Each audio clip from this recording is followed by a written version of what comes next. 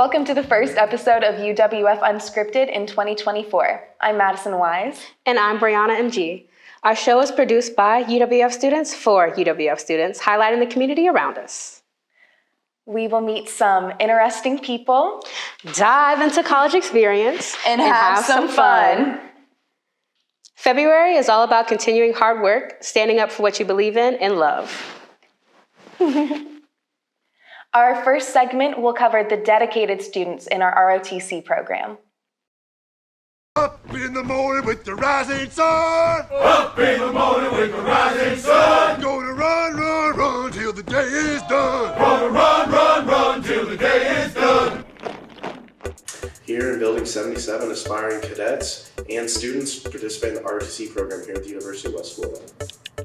The UWF ROTC shapes the future of America's Army, Army Reserves, and Florida National Guard. My name is Kamani Pabo. I'm a junior and a sports management major. This program isn't difficult at all. You know, if you just put your best foot forward, you make the best of it, and that's ultimately, what I believe is a good mindset to have with the program. The 3-repetition deadlift, which measures a cadet's lower body muscular strength, is the first event of the AACFT or fitness test. The next event is the standing power throw, which assesses the ability to generate quick, explosive movements. The third event is the hand release push-up, which measures upper body endurance. This is a relatively easy event for most cadets, but this is also what they call the calm before the storm. The sprint drag carry is the next event on the ACFT or fitness test. And things get real interesting. Cadets sprint 25 meters, turn around, and sprint back. Then the cadet grasps the straps of a 90-pound sled, pulls it back 25 meters, turns around, and pulls it back. Then they have to lateral back to the turnaround point and lateral back. Once they finish the laterals, the cadets then grab two 40-pound dumbbells and run it back and forth, and back again. Then when you think through the event is done, the cadet has to come full circle and sprint another 25 meters, then sprint back. Wow, that has to be exhausting. After that momentous, exhausting event, the cadet's core strength and endurance is measured with the plank. This is when you see cadets get a case of the quote-unquote shakes. And finally, after all that, the icing on the cake, the cadet's aerobic endurance and mental toughness is tested by completing a 2-mile run. That's what I would call shaping the future leaders.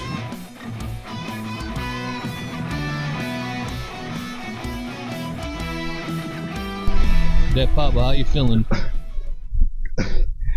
A second thought, the 2-mile run is the worst one. 2 miles the worst run now? Yeah. All right. That's the one that's time to clock out. It's time to clock out, man.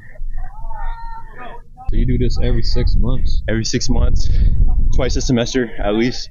There's also like commander's discretion. If he's like, we need to see where everybody's really at, we do a third one, like another diagnostic, but overall it's good. It's good training. You put your best foot forward with it, you look like this. That's what I would call shaping the future leaders. That wraps things up here for us. We'd like to thank Cadet Kamani Pablo and the rest of the UWF Army ROTC cadets for inviting us to shoot them doing a fitness test. Until next time, thanks for watching. Even ROTC students get burned out. With graduation around the corner, UWF students are deciding what their future holds for them. So grab a seat and let's see what senioritis looks like. Hi, I'm Iya. I'm a senior. I graduate this spring and my major is biomedical sciences. And I low-key sing on the side. Spotify is at EHO.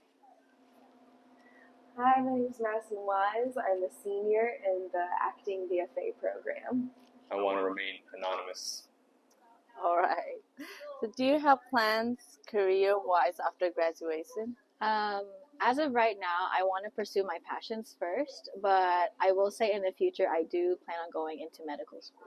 Yes, I do. I plan to get into the film business. All right. So do you think UWF has prepared you for your career field? It's been a struggle getting there. I think with this specific field, within film and television, you're always learning.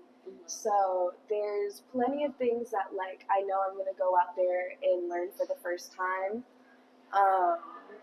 But I'm glad that I got a good foot in here, you know? I would honestly say yes, because a lot of I didn't know what I really wanted to do with my degree until I came here.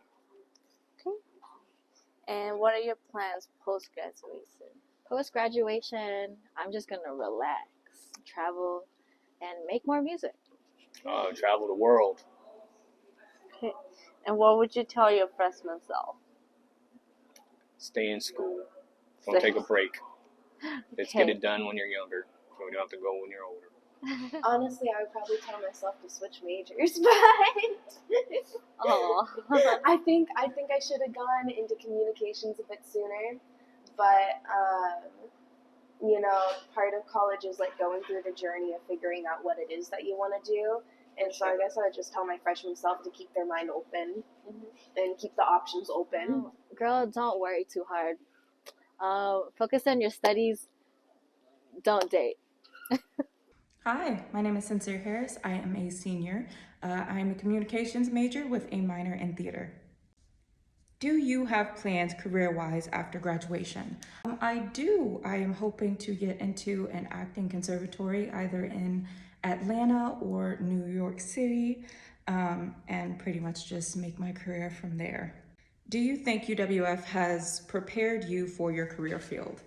I definitely feel like UWF has provided me with a good starting point. The acting courses that I've taken here have been very beneficial, along with the film courses provided by the communications major. But I do feel like to be or live up to the dream that I have, I need to go elsewhere and just grow from there. What are your goals career-wise? To become a famous actress. Pretty much like on par with Angela Bassett or Viola Davis. It's gonna take a lot of work, but I'm hoping with a lot of practice and just growth, I will get there. What are your plans post-graduation? An acting conservatory, I would say. Over this past weekend, I went to New York City to audition for very prestigious schools. I'm sure you have all have heard of Juilliard and NYU Tisch. Schools that you can go to. So I was probably jumping the gun by auditioning, but I definitely felt like, you know, I wanted to be in New York City. I wanted to learn there. So right now, I didn't get in. So right now I'm back to the drawing board on exactly how to get to either Atlanta or New York City to chase my dreams. What would you tell your freshman self? Double major in communications with a focus in film and also acting. It would have been a lot of work, but I feel like, I don't know, I would have enjoyed it more. I would have learned more, would have gotten more opportunities and added to my resume. But, you know, right now I'm not necessarily too focused on the past more than I am the future. I definitely feel like no matter what, I'm gonna do this for the rest of my life, acting. And I am just going to keep growing and growing. Just because I'm 2 years late don't mean I'm late in life. Thank you so much for having me. With February being the month of love, we thought some UWF couples would love to know their partner's true feelings, which is what we found out with our version of the Newlyweds Game.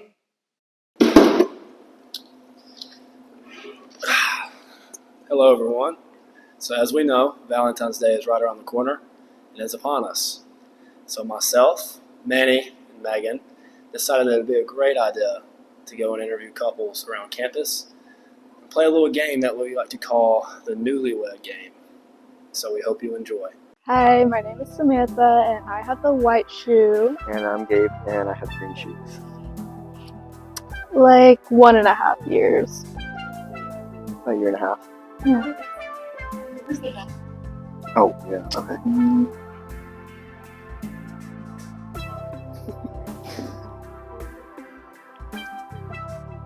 Definitely.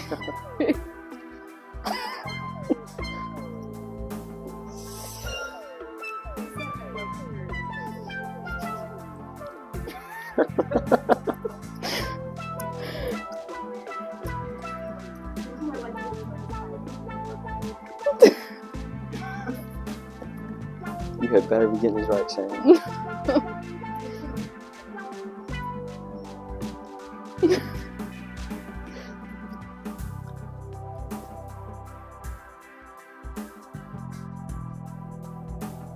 So start off with, how long have you guys been together? Just over a year. Just over a year? That's awesome. Congrats, guys. Where do you guys go on your first date? Movie. Movie? Okay. What movie was it, remember? Wedding Crashers? Yeah. Oh man. Let's go, dude. My favorite movies. Okay. Now we're gonna start the game. So if you're gonna answer for her, you raise her shoe. If you raise for yourself or answer for yourself, you just raise your hand. Who's the best cook? Okay. Who's the better driver? Okay. Let's see. Who said I love you first? Okay. Better taste in music. All right. Who's more likely to kill the spider? Okay. All right. And who is the most competitive? All right.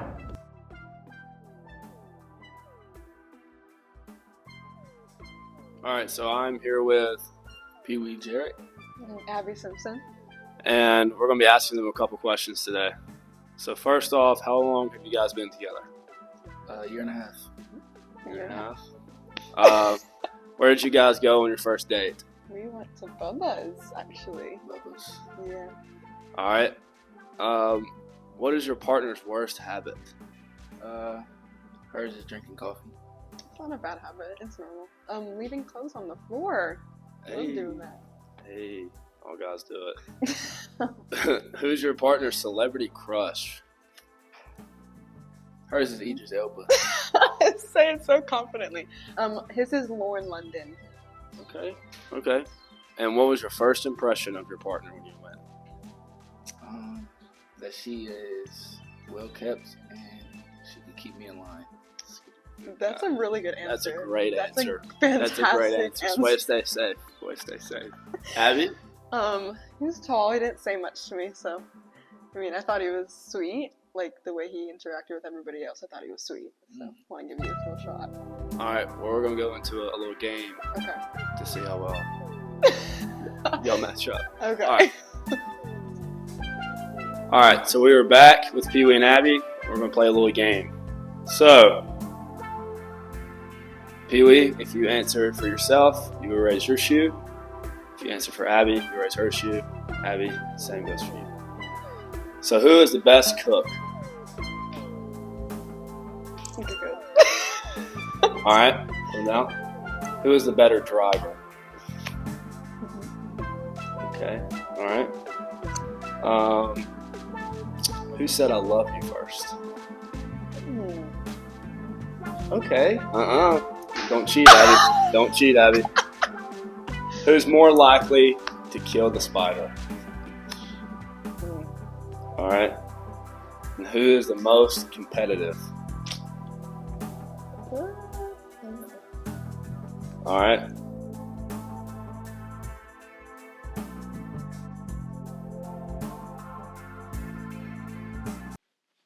I guess they know the truth. Love is in the air. If you want some tasty date ideas, keep watching. I'm Adrienne Brinson, and I own Coastal Cat Cafe. We just had our 15th adoption this morning in like 7 or 8 weeks, however long we've been open. So yeah, it's been really great, and I think they're happy with it. People who come here don't necessarily want to adopt. They just want to see cats. I mean, I've been to so many cat cafes, and I have 4 cats at home. I have 19 here right now, and I would still go to a cat cafe. So most people who adopt are going to come here and meet the kitties. It's a little hard to know if you want a cat if you never met them. people who adopt come into the cafe, and then from there you'll fill out an animal interest form, and that kind of starts the process of us stalking you pretty much. I review all the applications, I do all the background checking, and like I look up people's address on Zillow. I like go really in depth on these people. I'll find them on Facebook, find them on socials, and just try to get a feel for them, especially if I don't get to meet them in person, like if I'm not here that day, and then I'll call them on the phone and kind of try to get their vibe and make sure that they're a good fit for the cat as well. There's a lot of local cat communities that need help. We definitely need a little bit more resources here. I know that's stretched very thin for our cat community, but I think these kind of steps are making it better. We're getting more low-cost spay and neuter clinics that are supposed to be popping up. I think there's one coming to Milton, which is really great because I believe our closest one is over in Mississippi right now, which my partner, Pensacola Foster Kittens, they do a lot of transports over to Mississippi. They're always looking for drivers and volunteers to help with that. So, that's always helpful. We're always looking for volunteers as well through our partnerships with PAWS and Pensacola Foster Kittens. So definitely that, your local shelter, help with your local TNR organizations. Okay, so yeah, all of our stuff over here, this is all local art. So we have a girl that makes all of these earrings for us. She's local. And then also over there, we have some more local art that is also made for us. So the logo is actually my cat, my firstborn cat. It's supposed to be after him, so he's kind of like my pride and joy. Yeah. Oh, sorry. Will you run? I know. There we go. She's like, I'm pissed. She's so moody. Come here.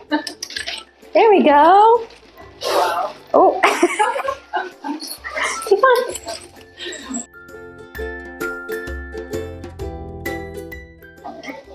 I know you're mad. It's okay. She's like, no. Come on.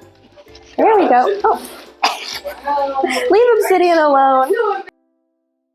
Yeah, so we're on Instagram at Coastal Cat Picola, Pcola, and then we're also on TikTok, Coastal Cat Cafe. Facebook is also Coastal Cat Cafe, and online at www.coastalcatpicola.com. That was perfect.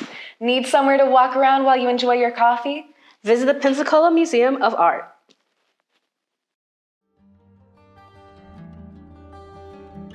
Got a lot of unique characteristics, a lot of quirks, strange noises at night.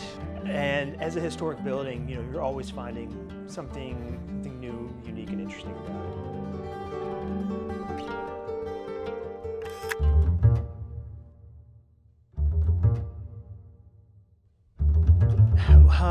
Well, I think one of the intriguing things about this museum is the building itself. It's the old city jail. The building was constructed in 1906. It was the city jail until 1954, and then it became the Pensacola Art Center. It officially became the museum in 1982, and like I said, it merged with UWF in 2016. As a student, you get into this museum and all the museums for free. If you bring somebody that isn't a student, a ticket's only $12. It lasts for 7 days, and like I said, it gets you into the History Museum, the Museum of Commerce, Industry. You can do tours in the village. We typically have something for all ages, all interest levels. One of the things that makes us a little bit different than the gallery on campus is our interface with the community. So it really just opens up a lot of doors and other creative opportunities. One of the exciting things that's going on this year is our 70th anniversary. And as such, we are putting on the 70th annual Youth Arts Focus exhibition. It is a showcase of all Escambia County School art student work from K through 12. So we have about 800 pieces on display, from elementary school through high school. We put on approximately 15 exhibitions a year. We do over 25 different types of public programming. So there's always something going on. At the beginning of March, we have a couple things coming up. We work with local artists to put on the Cubed live mural painting event that happens on Museum Plaza. It's going to be March 2nd. It's a Saturday from 10 to 4. Artists will be out there working, painting murals. We're hoping to get a food truck, kind of make it just a fun event. And then that Friday, March 8th, will be the opening of our member show. Usually we have about 100 different artists displaying their work. So again, it's a great variety of different mediums, different subject matter. A lot of UWF students have work in the show. You get a chance to vote on what you think is the best piece in the exhibition. So there's an interactive component. And that's from 5 to 8 p.m. on March 8th. Thank you so much. That was awesome. That was great. Yeah, easy. Of course. Nice to meet you guys. Of course. Nice to meet you as well. Yes.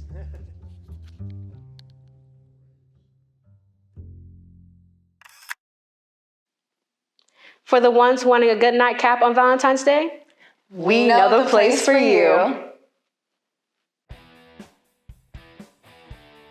We went downtown to check out one of Pensacola's hottest bars and music venues. The Handlebar has shown itself to be the phoenix rising from the ashes. In 2001, the venue was gutted by a fire which was classified as suspicious by the Bureau of Alcohol, Tobacco, and Firearms, but the cause was never determined. In November 2018, suddenly and permanently, supposedly, the Handlebar closed. The rebuild started in 2022 when the venue was purchased by new owners. The community came together with fundraisers, volunteer labor, and donations including a beer cooler, flooring, architectural design, and marble salvaged from the Hotel San Carlos. In August 2022, the Handlebar came back with its best iteration yet. The new owners worked to upgrade the courtyard, sound and lighting, add air conditioning, and best of all, an actual liquor license. The new Handlebar has been successful in merging the old with the new, while prioritizing the community energy which was central to the institution for over 40 years.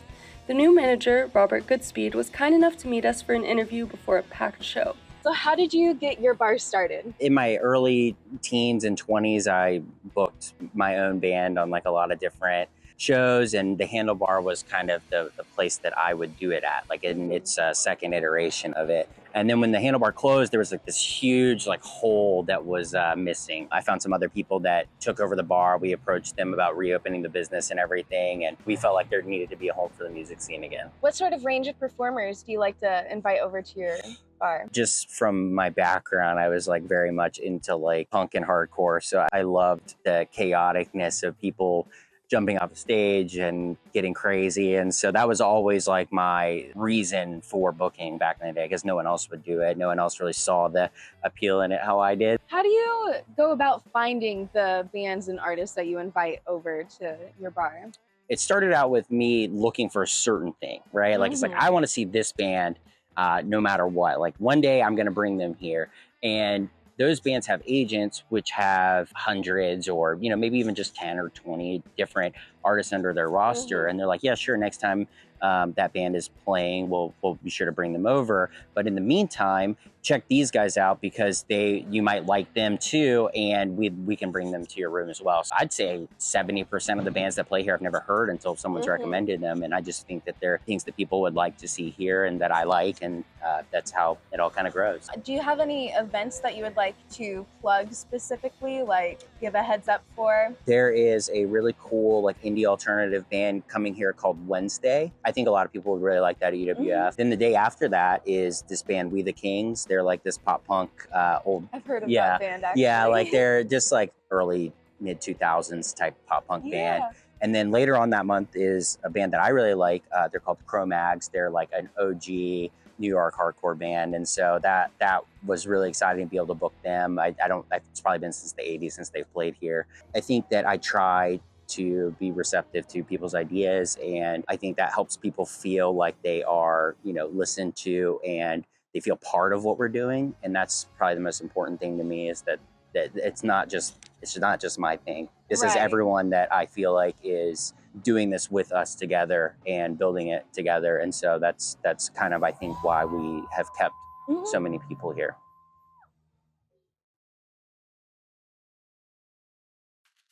Doesn't that sound like a fun day?